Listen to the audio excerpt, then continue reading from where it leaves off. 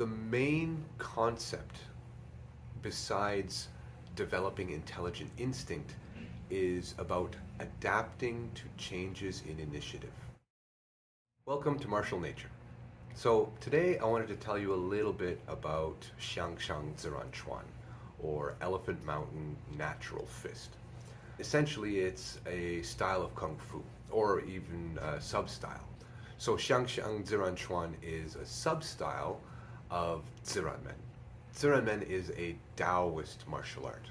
Sometimes we say that martial arts are regional. Sometimes they are associated with a particular religious group, such as Shaolin, which is Buddhist martial arts, or Wudang, which is Taoist martial arts. But Wudang isn't the only Taoist martial art there is. Ziran Men is an example of this. Ziran Men is very much rooted in the Taoist philosophy of being spontaneous, of going with the flow, of tapping into your primal self or your intelligent instinct. So Elephant Mountain refers to the mountain in the Kootenays in Nelson, British Columbia, where XiangShan ZiRan Quan was developed, where the curriculum was put together by Dr. Michael Smith. Michael Smith is a lay Taoist priest, a doctor of Chinese medicine, and a consummate martial artist with experience in Red Boat Wing Chun, in Tai Chi Chuan, and in Ziran Men. So the curriculum that he put together uses Wing Chun and Tai Chi Chuan as the foundational or as the technique base. And the Ziran Men is the conceptual side of things. So what are some key features of XiangShan ZiRan Quan? Well, first of all, it does place a lot of emphasis on partner work. It's what we consider a budo. Like I said, there are some solo practices that we do based on Red Boat Wing Chun and on Tai Chi Chuan, but most of the conceptual practice of Ziran Chuan emerges from partner work or even group work. The art itself is contained in 4 poems, and each poem has 4 lines, and each line has 4 words. It's for a total of 64 words. So again, harkening back to its Taoist connections, there is a connection between Ziran Chuan and the I Ching, or the 64 hexagrams of the I Ching. The main concept, besides developing intelligent instinct, is about adapting to changes in initiative. So initiative is the main focus of the entire art, where if you imagine a fuel gauge where empty would equal no initiative, the halfway point would equal neutral initiative, past halfway would equal gaining the initiative, and a full tank would equal having or maintaining the initiative. This is the essential trajectory that Ziran Chuan takes people through.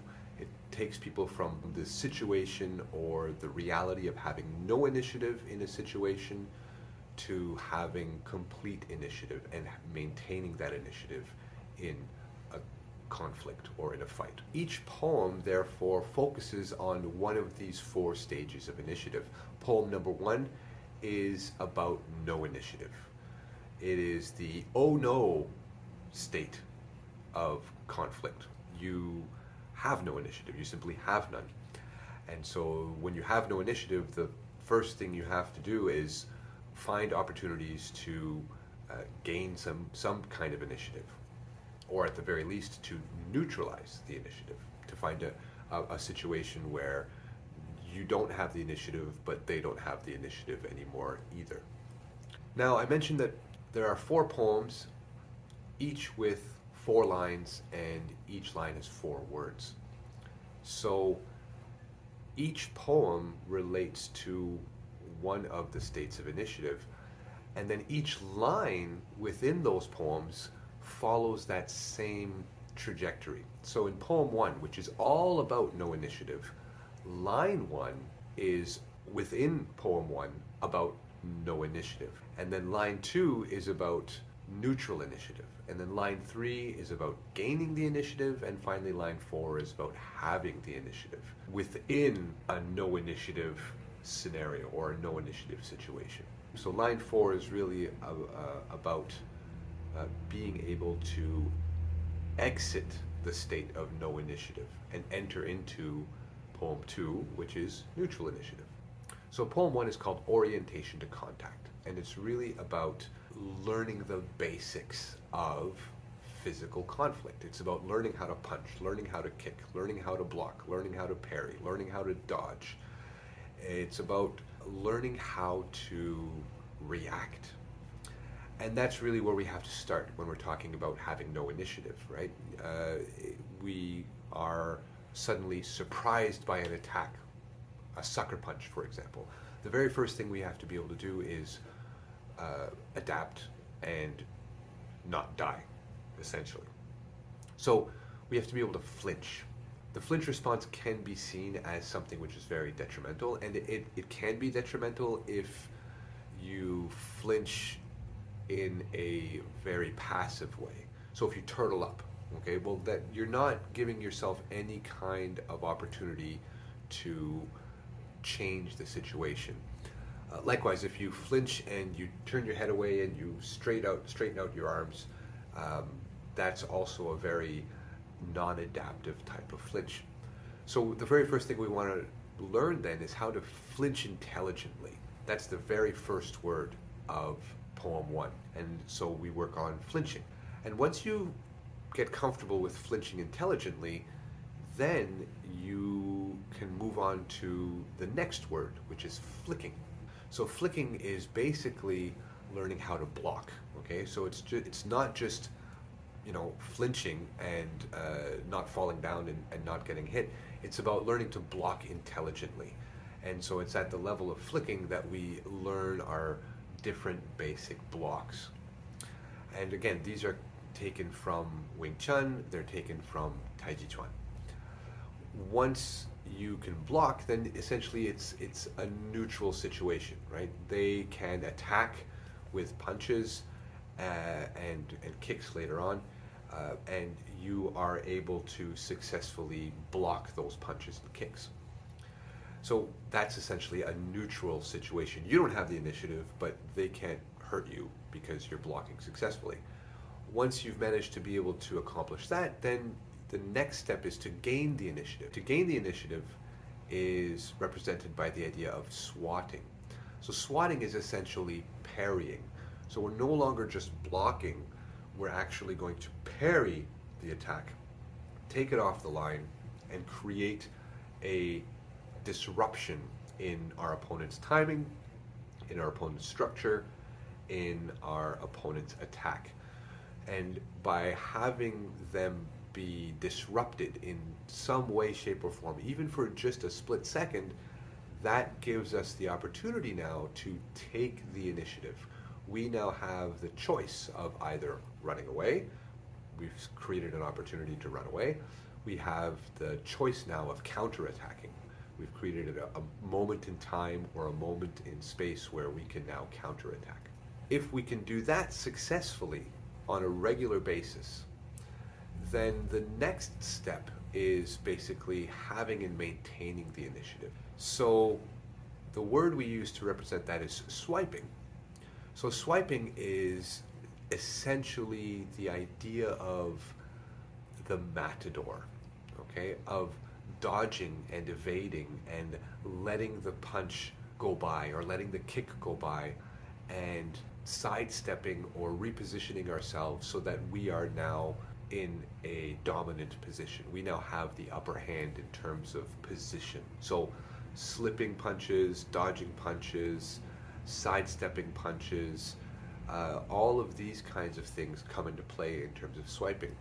And again, that's something which we want to be able to do once we are able to confidently and comfortably parry punches. So you can see how the spectrum of initiative builds upon itself. Before we can swipe, we have to be able to consistently parry or swat. Before we can swat, we have to be able to consistently flick or block.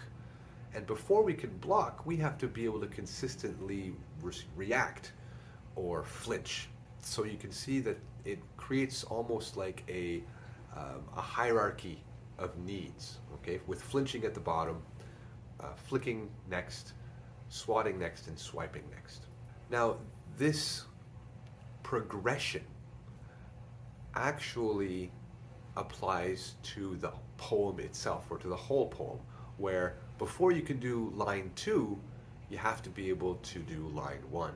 And before you can do line 3, you have to be able to do line 2. And before you can do line 4, you have to be able to do line 3. And in that same vein, before you can do poem 2, you have to be able to do poem 1. You have to have mastered it, right? And then before you can do poem 3, you have to be able to do poem 2. And before you can do poem 4, you have to be able to do poem 3. So if we take a step back and we look at sort of the whole thing, then poem 1 looks a lot like the skills and techniques that you would learn in any sort of martial arts class, where you would learn how to punch, you'd learn how to kick, you would learn some grabs and some blocks and some blocks and dodges and parries, and at the end it would essentially look like an RBSD course, reality-based self-defense. Then poem 2 is, again, it's about that neutral state, right? So you don't have the initiative, but they don't have the initiative. And it may go back and forth. There may be sometimes when you have the initiative and sometimes when they have the initiative. And this is essentially where sparring comes in. Sports combat is a situation that is very controlled, where at the beginning of combat, both parties know that they are going to fight, and there is give and take, unless it's a really one-sided fight, of course, but there is a back and forth that goes on where one person attacks and the other person defends and then maybe counters, and then it's the first person's turn to defend, and then perhaps they counter, and back and forth and back and forth. So sparring games are really contained in poem 2.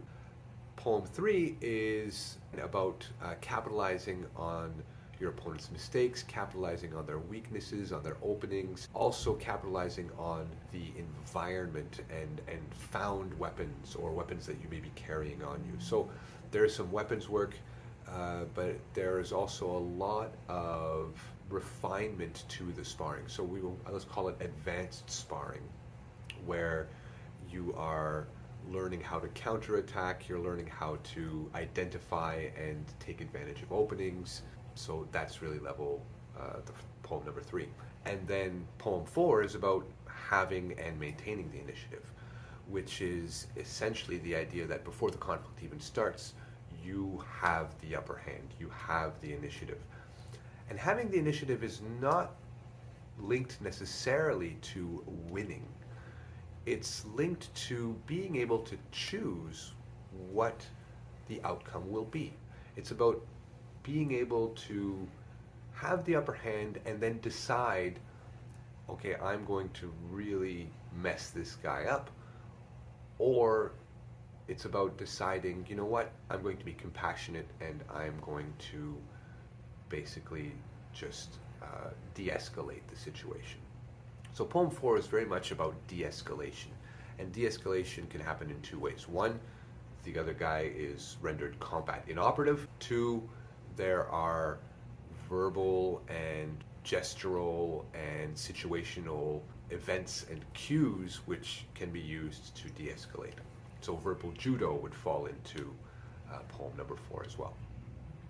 But it's important to understand that before you get to that point, you have to be able to do all of the other stuff proficiently first. There's no way that you're going to be able to neutralize a skilled opponent with some sort of like Aikido principles without being able to do any of the other stuff.